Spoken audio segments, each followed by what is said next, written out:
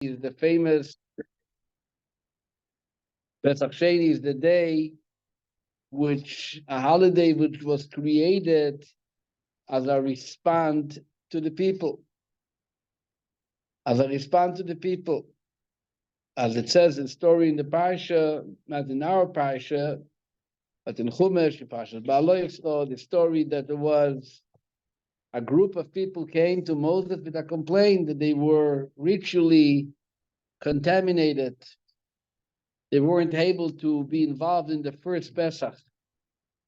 Different opinions, what exactly was the reason for their ritual uncleanness, the ritual impurity.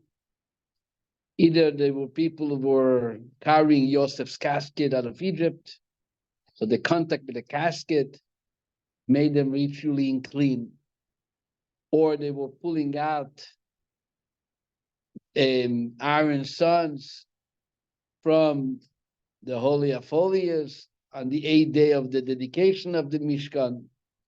But there's various opinions exactly which led to the idea of being in a state of impurity. But clearly, as it says, Tmeim, we are Tomei lenefesh Adam. We are Tomei because we came in contact with the death. And therefore, we cannot do the first Pesach, but we would like, and not only like, we request a second option, a second offer, a second opportunity. And usually, till now, all the commandments were initiated by God. God used to tell Moses what to do. Moses gave the message, what we are to do. This is the first time that the response and the commandment came as a response to the request of the people. The first time that the people came and said, we want to have a second chance. And because they asked, Moses says, I got to speak to the boss. Let's find out. I never heard about such a concept. I know there was a first Pesach. More than that, I don't know. And Moshe went back to Hashem, and lo and behold, the famous response came, and it said, yes, we are ready to give you yet a second chance, and this is the holiday of Pesach Sheni, that 1 month after the first Pesach is when we are able to come to the Beis HaMikdash. All those who were ritually unclean and they were at a distance, stuck in traffic, and they couldn't make it to the Beis HaMikdash, the borders were closed. Elal counseled on them, United counseled on them, whatever the situation was.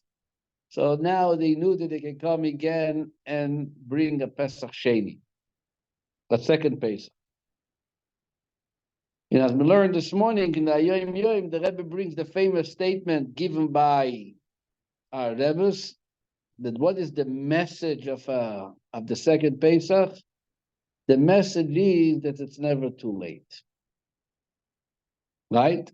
The message is, as we say in Yiddish, es ist nie doch kein Verfall. Never too late. Even if you missed one, you can still try a second chance. It's very interesting that also this holiday coincides with the same week that we are living with Rabbi Akiva. As we know that one of the reasons of the Lag BaOmer celebration is what it's brought down in the Gemara, in the Talmud, Yevamot. The Gemara teaches us that Rabbi Akiva had 24,000 pairs of students, which they all died in the time period of the counting of the Omer in these days. But on Lag BaOmer is the day that they stopped dying. Stopped dying. The Meiri, one of the early commentators of the Gemara, actually writes that we have a tradition that on Lag BaOmer is when the students of Rabbi Akiva stopped dying. There were 5 of them which would remain, and the one and the more special of the 5 is the famous Rabbi Shimon Bar Yochai, which he, together with his colleagues, re-established, revived the state of Torah knowledge in Israel.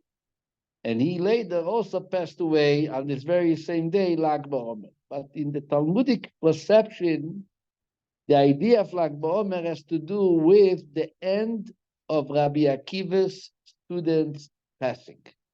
That's the so-called the reason, which is before Rabbi Shimon Bar Yochai passed away. The end of the epidemic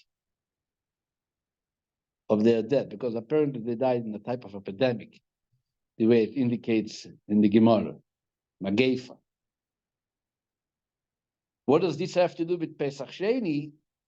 Is because the story of Rabbi Akiva is a real story of Pesach Sheni, of never too late. The Gemara tells us in the Dorim that Rabbi Akiva was not raised in a family which were able to afford Jewish education, physically and spiritually. He was never educated. He never even studied how to read the alphabet. Took him to get to the age of 40, after already being married.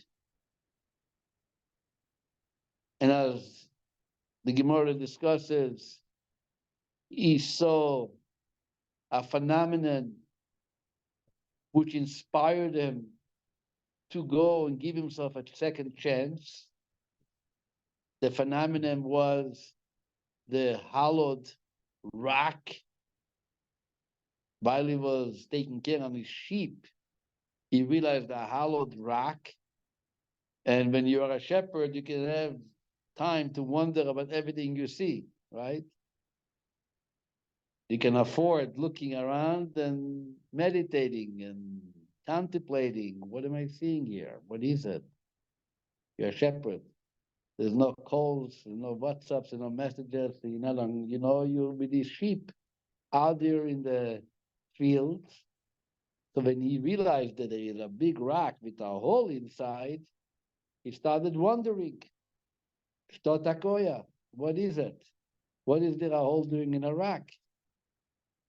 And he realized that the hole is positioned beneath a droplet of water coming from the upper hill mountain. So he noticed and he understood that what have happened, that being positioned in that location and receiving drop after drop for so many years, eventually created a hole in the rock. Kept on dripping, 1, 2, 3 years and years and years, so became a hole. And he was a chassid, Rabbi Akiva. He was a simple Jew, unlearned, but he was a chassid. What does a chassid do? One of the first principles that the Baal Shem Tov taught is what? That whatever a person sees or hears, he must translate into a tool of inspiration. What does it tell me in my service to Hashem? I must have a message here. What does it tell me?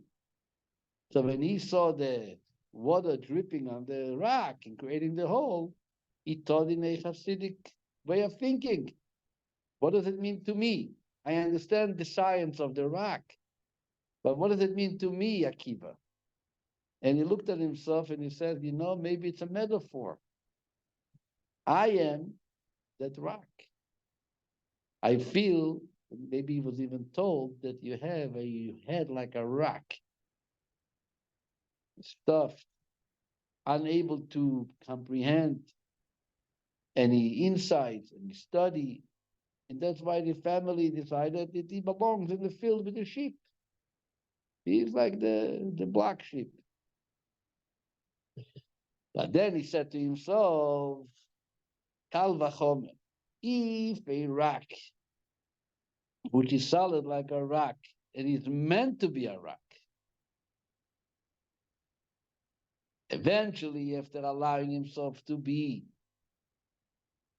open for droplets of water, was able to create a hole inside them and become a recipient of the water.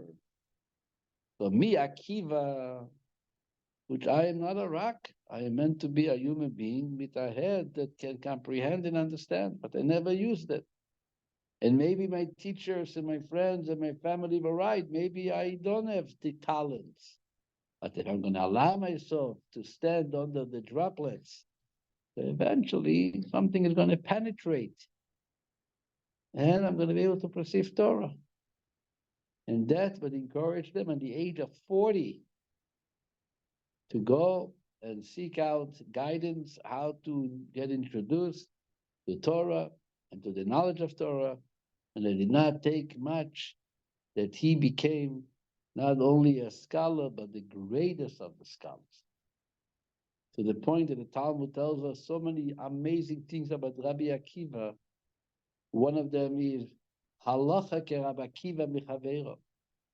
When Rabbi Akiva disagrees with his colleagues, the halacha is going to be like him. The rule is going to follow Rabbi Akiva. Even there might be a majority of colleagues disagreeing with him. So Rabbi Akiva, if we think about it in those terms of today's celebration, Rabbi Akiva is the example of what? Of Pesach Sheni, of the second Pesach, of the idea of never too late. Pesach Sheni is in essence the idea of tshuva in general. You come home. No matter where you may roam, you can always come back home. That's what Pesach Sheni is. And that's what Akiva. So obviously it's a day with a lot of tremendous guidance and inspiration. This coming Sunday, we are also celebrating Lag BaOmer, like I mentioned earlier. In addition of being the day that Rabbi Akiva's students stopped dying, the other famous thing which happened on Lag BaOmer is the passing of Rabbi Shimon Bar Yochai. And Rabbi Shimon Bar Yochai's day of passing is actually celebrated. And there's the famous question, celebrating a passing. If the epidemic ended, Rabbi Akiva students stopped dying. So we do find the idea of celebrating the end of an epidemic. Where do we find it? The Talmud tells us that one of the reasons that the 15th of Av is considered a holiday, because every year in the desert, people used to die on the 9th of Av. There was a massive death taking place on the 9th of Av, which is the anniversary of the return of the spies. And God then declared that all those who are above the age of 20 at the Exodus are not going to make it to the land. But they didn't all die in one shot, but every year, the 9th of Av, people expected that they might not make it the next morning. Some people woke up, so they were happy. They have another year. And there were many people who did not wake up. The last bunch of people, the last bundle, was the 40th year of the desert. It came the 9th of Av. And they are kind of preparing themselves for their death. And they all wake up. Everything is fine. They thought maybe they mistaked on the calendar. They waited one day, second day, a third day. But then comes a point that you know you didn't make a mistake, even if you're in the desert. What's the point? At which point you know for sure you didn't make a mistake. Very good. You look at the moon and you see there's a full moon. So a full moon for sure represents that the 9th of the month is already long gone. We are now on the 15th of the month. So when they looked up at the moon and they realized that it's a full moon, they knew we did not make no mistake in the calendar, but the idea of passing is over. We're all alive. So then, the 15th of Av became a celebration. So this has to do with Rabbi Akiva's students stopping to die. We can understand that at that time, whoever was in charge, the rabbis, the sages, the community leaders, decided we have to keep it a celebration. But why is it that Rav Shimon Bar Yochai is passing in a celebration? We go to Miron, to his graveside. I know this year there's unfortunately big challenges to be able to go to Miron because Miron is a strong target by the Hezbollah, Yamach Shimon. So the government of Israel closed down Miron officially, not letting people to gather there. This is one of the biggest, most important celebrations, not as a full holiday. It's Miron Lag BaOmer, if anybody ever had a chance to be there or watch it. The people who never stopped, my grandmother, my mother's mother, never in her life would she stop going to Miron for Lag BaOmer. She used to go 2 days before, come back 2, 3 days later. They settled. Miron was like something you look forward to all year to be Miron. And to daven, I remember being there with you many times. Hashem should help us. We should get back Miron, and maybe if Shimon Yochai can come out of his grave, and that's it. And Mashiach should come. What's the idea of celebrating? So there's different reasons. One of the interesting reasons is written that the celebration of the fact that there is a grave of Rav Shimon Bar Yochai is a miracle. That marks the miracle. Why? Because usually the people who were executed by the government were never allowed to be buried. Rav Shimon Bar Yochai had against him a sentence to be executed by the government. But he ran off, he was in the cave, he came out, and he ended up dying naturally and buried because he died naturally, not by the government, so he was buried. So the going to his gravesite actually represents the miracle of his survival and able to overcome the decree, the fact that there is a grave.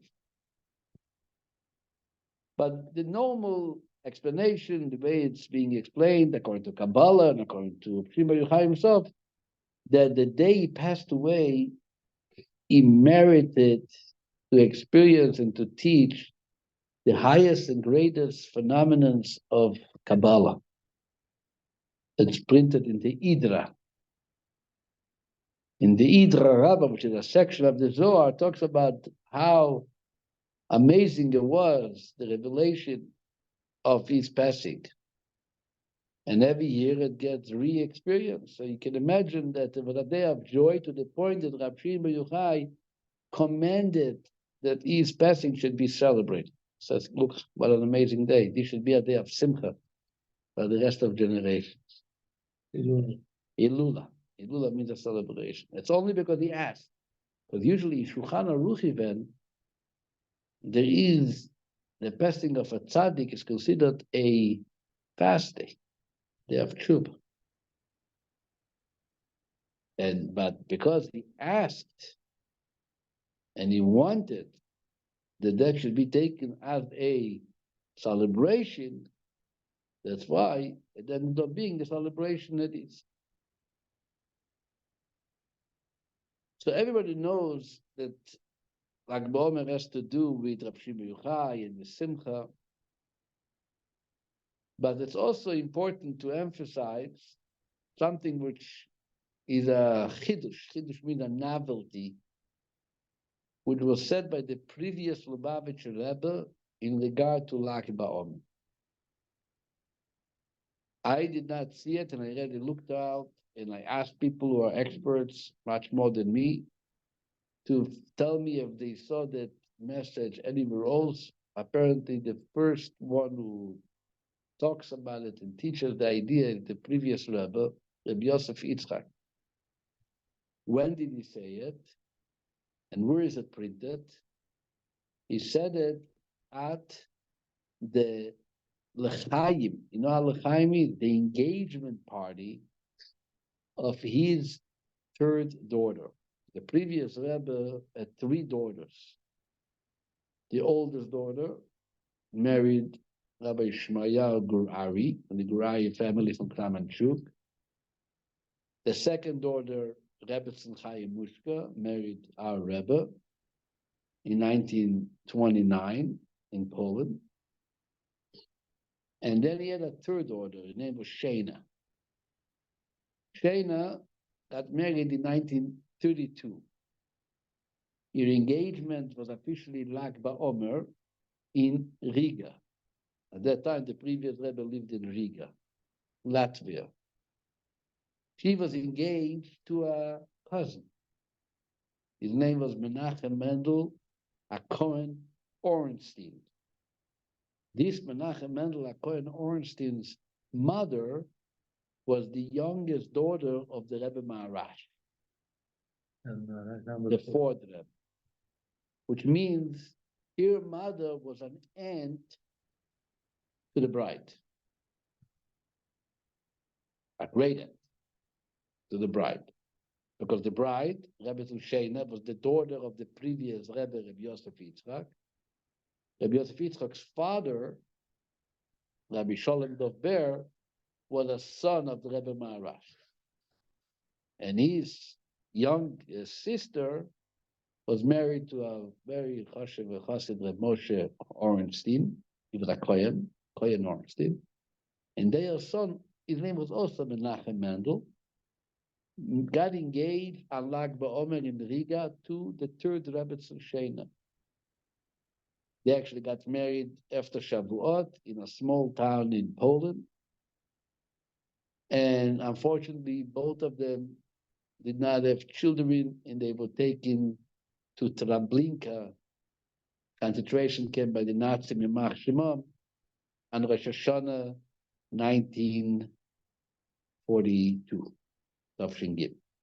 So they died in the Holocaust. In Treblinka, there was witnesses who came and shared with the Rebbe. The previous Rebbe were there in America, that they saw him being taken to Treblinka, and like everybody of that group, no one made it out. Hashem yikom damam. May God revenge their blood.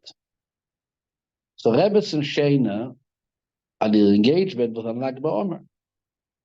So the previous Rebbe, at their engagement, what we call a lechaim or a vort or a tnoim, delivered a Hasidic discourse, which is printed. He wrote it, and it's printed, which he talks about the verse, Hinei matov umanaim shevet achim gam yachad. But this is also a verse very much connected to Rabbi Shimon Bar Yochai. What does this verse have to do with Rabbi Shimon Bar Yochai? This is just that I'm not going to discuss it now, but this is one of the very classic, famous topics which the Rebbe used to always speak on Lag BaOmer. Goes back to a story in the Zohar. The Zohar said that once there was a very long time after there was no rain in Israel, and they came to Rav Shimon Bar Yochai, you should pray for rain. And Rav Shimon Bar Yochai delivered a discourse on the verse Inei Matov Umanayim Shevet Achim Gam Yachad, which is a verse in Tehillim. A good and a pleasant is that brothers sitting together, and that delivery of the Torah statement that Rav Shimon Bar Yochai spoke about brought about the rain. So the separate discussion: what's the connection to rain, and why didn't he pray? Why did he teach Torah? This is a discussion which is being elaborated a lot in regarding to Lag BaOmer. But the previous Rebbe said a Maimer, a Hasidic discourse based on that verse. And in that verse, Inei Matov Umanayim, Shevet Achim, the sitting of the co-dwelling of brothers, he translated it referring to two souls who like brothers, referring to a Shidduch, which are like two brothers. And he says they sit together is by the engagement, and then they're going to be together. Gam Yachad is when they get married. And he went into a whole discussion, and this is what he said. That it's famous and known what the Talmud teaches us based on the verse in Shir HaShirim. which refers to Shavuot, the day of the giving of the Torah, as the day of the wedding. Right? Ubeyom hatunato zu matan Torah. Shavuot, the day that God came down at Sinai, is considered the wedding celebration between Hashem and the Jewish people. But the wedding needs to have an engagement. When was the engagement? Comes the previous Rabbi with a chidush, a novelty, and he teaches us that the engagement of God with the Jewish people after they left Egypt was actually a Lag BaOmer. This is the engagement day. Today is celebration of the engagement, preparing to the wedding, just like by his daughter, the engagement. He says that was the engagement. What is the connection between engagement and Lag BaOmer? Why Lag BaOmer necessarily? So he explains very nicely in length that, as we all know, that the counting of the Omer for the Jewish people leaving Egypt, and then every year, it's not just counting days to the Omer. It's not only the days that we left Egypt, it's preparation to Shavuot. And what happens every day? Every day, we are to work with one of our characteristic attributes, which are categorized into 49 elements, mainly 7 and subcategory of 7 makes it into 49, all the way to Shavuot, then we reach the 50th, the Torah. And every day, from we left Egypt, or after Pesach, we keep on officially working on ourselves with one individual character trait. Make sure that the animal soul doesn't have any control over it. And at the same time, we are able to direct it to what it needs to be directed, to godliness, to spirituality, etc. So the way the categories are is written in our prayer books. It starts with Chesed, goes to Gevura, Tiferet, Netzach, Hod, Yesod, and Malchus. So without getting into any details now, which I'm not going to, the main set of characteristic traits is really the first 5. Chesed, Gvura, Tiferes, Netzach, and Hod. The other 2, Yesod, Malchut, is already the implementation of the characteristic traits. But the traits themselves, the very actual, essential qualities of the human personality, is really the first 5, till Hod. So the sphere of Hod is really the final week that we are now in that midst. Last night was Chesed Shebehod, the first day in the 7-day Hod. So we are in the final stretch. The second last 2 weeks is already, like I said, the implementation. The Hod Shebehod is not only the final week, but it's the final subcategory of that final week called Hod. And Hod Shebehod is the day of Lag BaOmer, which means that on Lag BaOmer, you're really reaching the peak and the completion of your rectification, of your purification from Egypt to Sinai. You reach the final stage. Once you reach the final stage, you can understand now Till now we were dating with God. Now we can get engaged. Now he proposes. We are clean. We look good. We figured out the first 5 categories. Hod shebehod. Now I can ask you to marry me. And that's why the engagement of Jewish people with God is Lag BaOmer. Then comes the final 2 weeks. It's just 2 weeks between the engagement and the wedding. A short time, but God can do a lot of things. But here comes something very interesting. When you get engaged, the groom gives the bride gifts. What gift did we get on Lag BaOmer from God? Torah. No. Torah is going to come 2 weeks after Lag BaOmer. Shabbat. No, I mean, some commandments of Shabbat came along with them. But one of the things that we got, according to the Medrash, the 18th of Iyar is when the manna started descending from heaven. As you remember, when we walked out of Egypt, we were eating whatever we took with us out of Egypt. We were eating the matzah. And how long were we eating it? For 30 days, 1 month. Matter of fact, Rashi says that on the 15th of Iyar is when we reach, it says in the verse, on the 15th of the second month is when they reached Midbar Sin, and started complaining, want food. Rashi said because there was no more manna.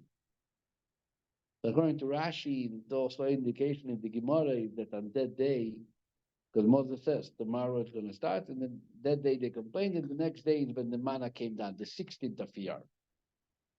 But in the Medrash it says that they went 3 days without food. And these 3 days is really the manna only started on the 18th of Iyar, which is Lag BaOmer.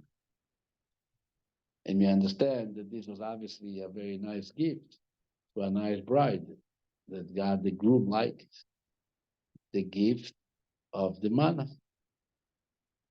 that we were given, which according to the Chatam Sofer, who was the famous Hungarian sage and leader of Hungarian Jewry 200 years ago, he actually says that the reason for Lag BaOmer celebration is because this is the day that starts the descending of the manna. And manna is what I want to talk about for a minute, is what we're going to find in today's Parsha. As we know that the manna is the item of food which strengthened the trust in God that we need to have in what we have. Because the manna was even not something you were allowed to put in your storage. You were expected to go sleep every night with an empty refrigerator, without any preserved food for tomorrow, and trust in God that tomorrow will be another downfall of man. Right? So the manna is bitachon, to the point that this was one of the only items that God asked Moshe to keep as a display for the future generations, a jar of manna, which was in the Mishkan. Mr. Clement, I know you're working on a Mishkan project. You have to figure out how to make the manna display in front of the ark in the Holy of Holies. You can take a jar of popcorn and put it in there and call it manna. So either way, the manna, which was displayed, Rashi says in Parsha B'Shalach, why was it displayed here? That later in time, Rashi brings, was actually used in the times of Yirmiyahu Hanavi, Jeremiah the prophet, when he was asking people, how come you don't put more time into studying, into learning? And the response was, who has time? I'm busy working.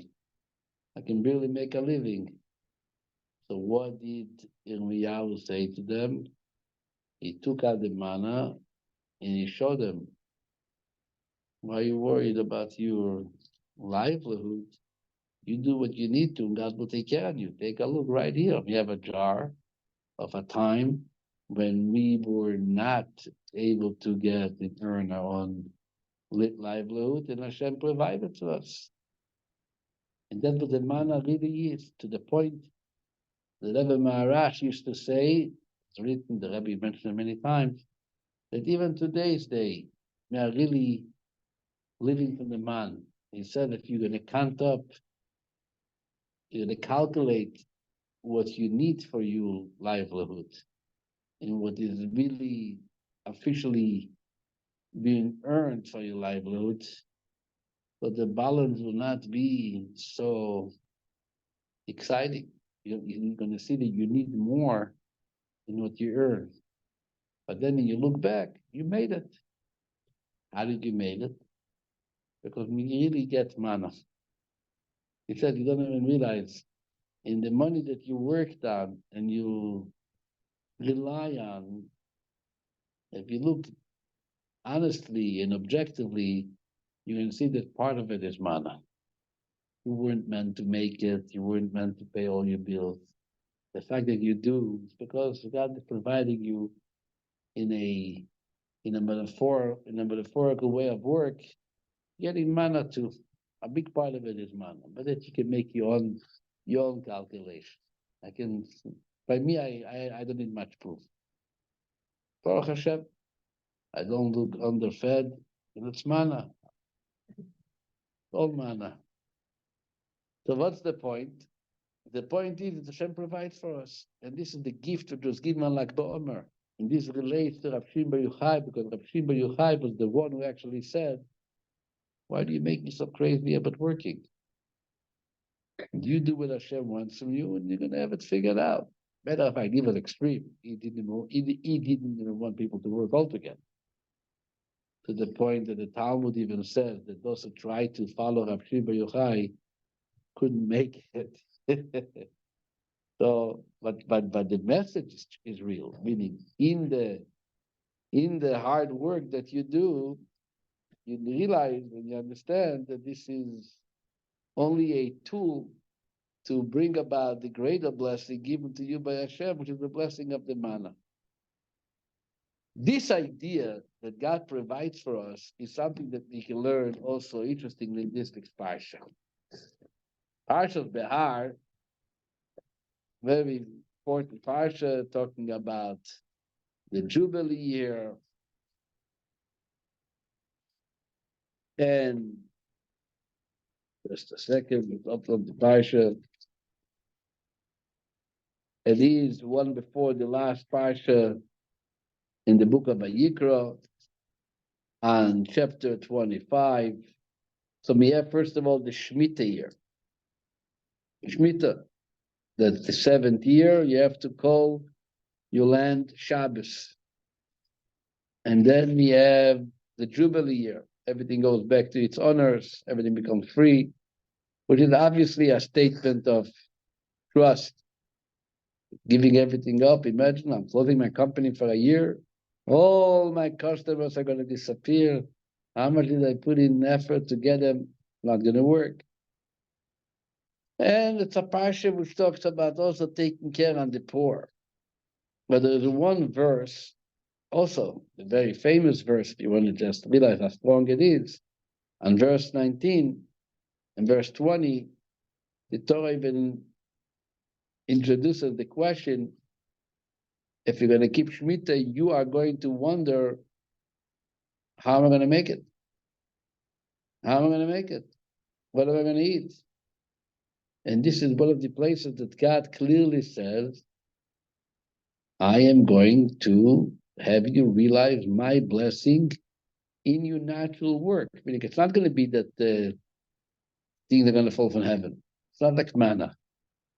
But there is going to be such a qualitative success in our work that you're going to be blessed in the 6 years to be able to live with that for 3 years until you eventually going to have a chance to produce new fruit.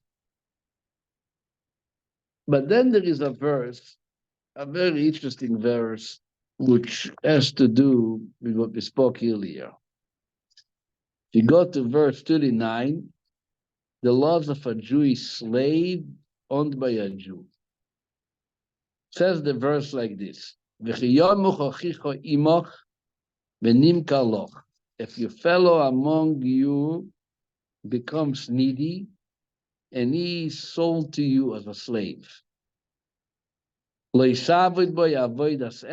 not make him do the labor of a slave.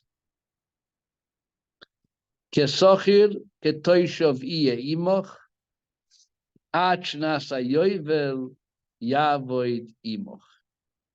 He should be treated like you, like an employee or a hired resident. He should work with you for 6 years or until the Jubilee year, whichever comes first, and then he shall leave you. It says verse 41, V'yotza mi'imoch. He should leave you, who? Ubanov imoy. He should leave along with his children. V'shovel mishpachtoi, and he should return to his family. V'lachuzas avois of Yoshuv, and reassume the status of his ancestors.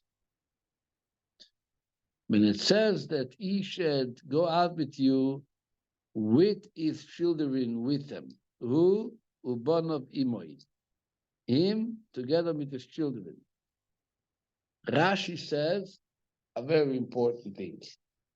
And Rashi says it in whose name? In the name of Rabbi Shimon Bar Yochai, Rashbi. That what? Rashi says, Rabbi Shimon Bar Yochai teaches us that when you have a slave, not only are you obligated to support the slave and to sustain him, but you must take care of his children too. This is the teaching of Rabbi Shimon Bar Yochai, who ubanavimo. That's what the verse means to teach you. Which this idea really was already learned in Parshas Mishpatim. But Mishpatim and Behar talk about 2 different types of slaves. Parshat Mishpatim talks about the slave that the court has sold you a slave. There was a person who either stole and he couldn't pay it back, or whatever situation it was, the Jewish court went and he helped them to get back on his feet by selling him as a slave. And then he earned some money, he earned a living, and slowly maybe he was able to get back on his feet. This is a slave which the Beit Din, the court, sold. This Parshas Behar, is a different type of slave. It's the slave that sold himself. A guy realized that he has to support his family, and nothing happens. He can't find a job. There is recession. What should he do? So he goes over and he knocks on doors, and he's finding finally someone who is ready to hire him as a slave. So comes Rav Shimon Bar Yochai and says as follows: you could have think that only if the court sells him, so then it's a conditional sell. Listen, you're buying a slave, make sure that you provide his children too. But if a person comes and sells himself, maybe I should be able to tell him, sorry, I bought you, so I'm going to take care of you. But I don't have to take care of the children. It's not a part of the deal. God, Rav Shimon Bar Yochai says, no. Even if a person sold himself, the moment you're acquiring a Jewish slave, you have the responsibility to care for his children too. Who ubanavimo? What's the message here? The Rebbe once spoke about the following message. It says, being in galut, being in exile, is the idea of being sold in slavery, right? You're sold as a slave. But when a Jew goes to galut, obviously the father comes along with us, right? Actually, Rav Shimon Bar Yochai is also the one who says that in the Gemara, that anywhere the Jews went to galut, Hashem went along with them. We never alone. But the fact that God is with us makes sure that the father gets provided, the children get provided, right? You can't let a father be provided without his children. That's this week's Parsha. But it's more than that. The idea is that God, you can think, is okay for himself not to be dominated by galut, because he's God. God is infinite. He can be in galut, he can be in exile, and still the exile is not going to have any control on him. But us, children who are in galut, so maybe because we are slaves to galut, galut has a hold on us. And galut and the nations of the world and the ministers of the physical the physical endeavors will decide maybe we should get or not get, and deserving or not deserving. We are kind of stuck. Who's going to help us? Rav Shimon Bar Yochai says, no. If you are being sold together with your father, the father is being provided and you are being provided. The children are also being provided. Meaning that yes, God gives the so-called the in charge powers to provide the physical needs of society, of the world, but it's not that they are in control over it. It only goes through them. They are the agents. The control always remains in Hashem's hand. And Hashem can indeed make a clear decision that the children are going to be provided. That's the verse. You're going to Galut, you're being sold as a slave. The father is going to have and the children are going to have. And this is what Rav Shimon Bar Yochai teaches us. This is like the idea that we mentioned earlier, that we are people who are really being fed manna every day.